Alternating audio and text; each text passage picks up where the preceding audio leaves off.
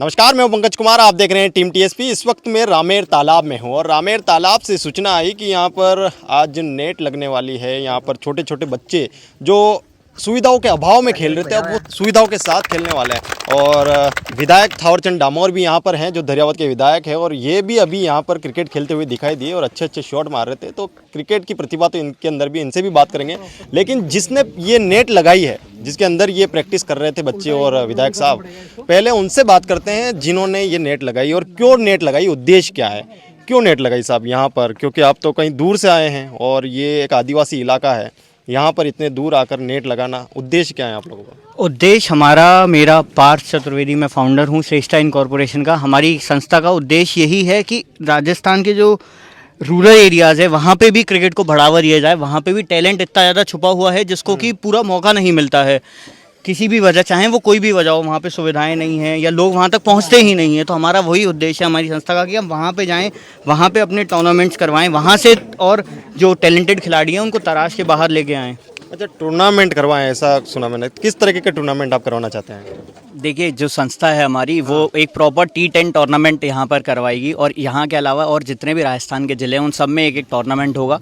सबसे एक टीम बनाई जाएगी और उसमें से जो टीम ऑफ द टूर्नामेंट निकलेगी वो इवेंचुअली बाकी और राज्यों की टीमों के साथ कॉम्पीट करेगी।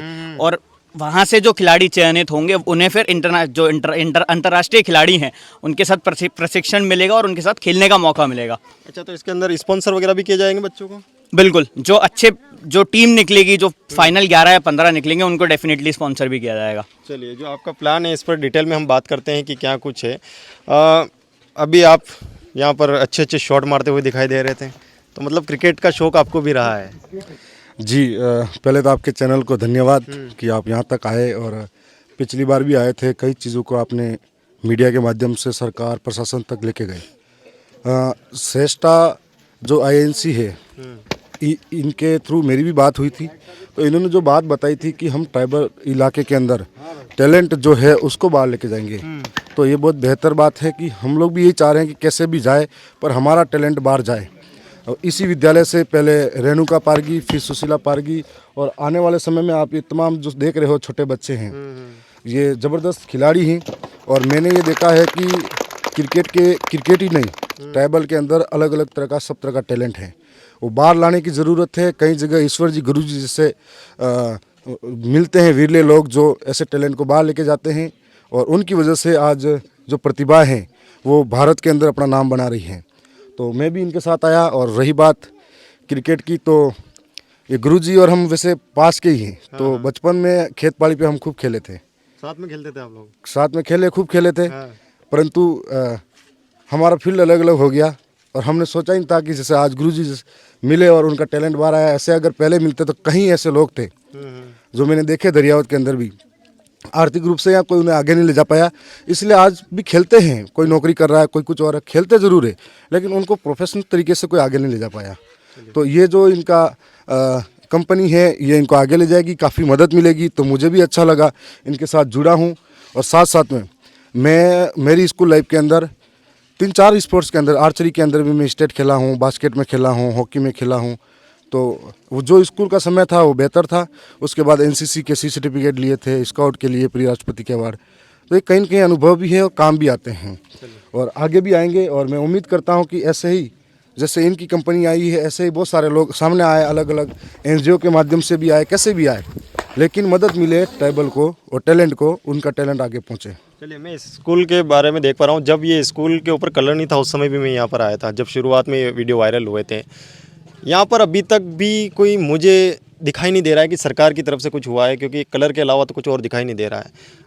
जानकारी नहीं है मुझे कि कुछ हुआ है, घोषणाएं हुई या कुछ होने वाला है। लेकिन अगर आपको पता हो कि सरकार की तरफ से यहाँ क्या हुआ है, क्योंकि बाहर से जो ये श्रेष्ठा कॉरपोरेशन है, बाहर की संस्थाएं आके, कंपनीज आकर यहाँ पर नेट्स लगा रही है, लेकिन सरकार की तरफ से यहाँ पर अभी तक कोई सुविधा दिखाई नहीं दे रही है। सबसे पहले तो ईश्वर जी इस विद्यालय के लिए नहीं, इस गाँव के एक फरिश्ता बनकर आए हैं। और ईश्वर जी आने के बाद में यहाँ पर जो टैलेंट सामने आया, तो इस विद्यालय का नाम पूरे भारत के अंदर भी पहुँचा है। तो इस टैलेंट के आने के बाद में कहीं प्रशासन के लोग, DM, कलेक्टर, SDM, तहसीलदार, और कहीं अलग अलग पार्टियों के जनप्रतिनिधि यहाँ आए, उन्होंने देखा टैलेंट को।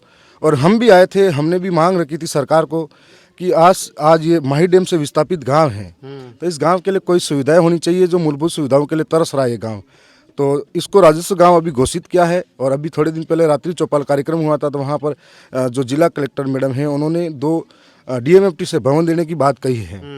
तो निश्चित तौर पर आगे बेहतर होगा। और मैंने भी अभी विधानसभा के अंदर जो राज्यपाल अभिभाषण का था उस टाइम भी मैंने सुशीला का नाम लिया था, लेकिन शायद समय था या फिर मेरा नंबर कट गया था। मैं यही कहना चाह रहा था कि ये जो लोग, ये संतरामपुर जो मानगढ़ के उस तरफ रहता है और ये गुजरात का इलाका आ जाता है, वहाँ से विस्थापित हैं। तो विस्थापन के बाद में विस्थापन का दंश भी झेला है इन्होंने। और आज जिस ज़मीन पर रह रहे हैं तो विशेष मूल निवास वगैरह नहीं बने हैं। तो ये पीड़ा जो मैं समझ रहा हूँ सरकार तक मैं ले जाने का प्रयास करूँगा। सामने वन विभाग की ज़मीन है, खेल मैदान की बात चल रही थी। जब सुशीला मीडिया में हाईलाइट हुई थी, मुझे नहीं कहना चाहिए, पर प्रशासन के बहुत सारे लोग आए, SDM तहसीलदार, तो सब ने कहा था जल्द इसको खेल मैदान में अलॉट करा देंगे, वन विभाग की इशू है। तो आज भी मैं यही कहना चाह रहा हूँ, जैसे भी काम हो, जिससे भी माध्यम से हो, चाहे वो कोई सरकार का हो मुखिया, चाहे वो किसी पार्टी से भी हो, इन गाँव की व्यवस्था होनी चाहिए। मैं इसमें कोई राजनीतिक भावना नहीं रखता हूँ। मैं यही चाहता हूँ, अभी भी सुशीला के मामले में सारे दल आए थे, सब ने अपने अपने तरीके से सहयोग किया, कोई राजनीतिक भावना नहीं है। और आने वाले समय में जल्दी से जल्दी प्रशासन तत्परता दिखाए, उनके खेल मैदान के लिए वन विभाग से ज़मीन अलॉट करा दे, तो ये बच्चे बेहतर तरीके से खेलेंगे। और इस विद्यालय के अंदर एक बच्चा टैलेंटेड है, जो आप सब ने देखा होगा। जी बिल्कुल, और जैसे कि राहुल है और ये छोटी छोटी बच्चियाँ, ये भी बढ़िया बॉलिंग करती है। राहुल बेहतरीन खिलाड़ी बन सकता है अगर इसको मौका मिले। तो ऐसी प्रतिभाओं अगर मौका नहीं मिलता है या सुविधाएं नहीं मिलती तो ये तो दबके रह जाएगी। जी बिल्कुल। और जहाँ तक मैं मानता हूँ कि पूर्व में जो गुरुजी हैं उन्होंने भी इस विद्यालय और बच्चों को संभाल के रखा। आज ईश्वर जी को उनका एक बहुत बड़ा सहयोग मिल गया इस विद्यालय को।